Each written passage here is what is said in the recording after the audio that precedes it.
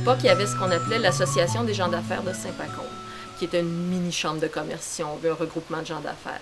Puis comme on voyait que tout le monde avait de la misère, on s'est dit, il faut inventer quelque chose pour stimuler l'achat local. Puis on a créé les Paco-Dollars, qui sont une monnaie locale. C'est pas des certificats cadeaux, c'est pas des coupons d'échange. Ce sont des dollars. C'est de l'argent, ça s'échange au pair. Il n'y a aucun frais de gestion, il n'y a aucun frais d'utilisation, ni pour les commerçants, ni pour les citoyens. Et la Caisse populaire participe au projet en ce sens où quand les commerçants ont un dépôt à faire, bien, ils déposent des chèques, ils déposent de l'argent, puis ils déposent des Paco-Dollars. La Caisse populaire les accepte comme de l'argent.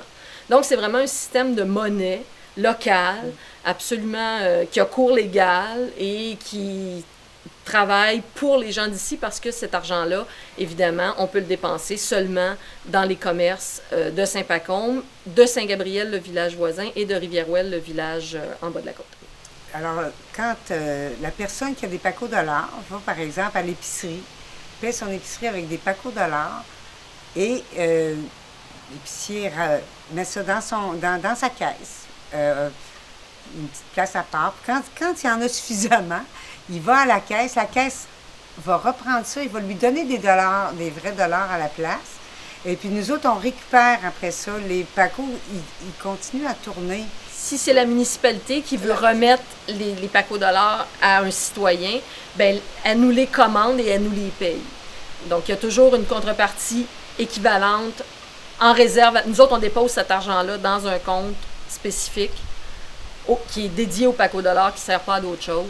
Et puis, quand les Paco-Dollars nous reviennent, bien, on rembourse la personne qui nous les donne, la plupart du temps la caisse. Ça permet aussi, ça permet de garder nos commerces locaux, parce qu'on a quand même quoi, 1600 habitants à peu près ici, là. Mais on a vraiment tout ce qu'il nous faut. Il y a des gens qui n'ont pas d'automobile, qui sont capables de tout faire ici. Il y a quand même l'épicerie, il y a le bureau de poste, il y a des coiffeuses, tout est prêt. On peut même aller à la pêche, jouer au golf à pied, faire du ski à pied. Le centre de ski aussi reçoit les Paco-Dollars.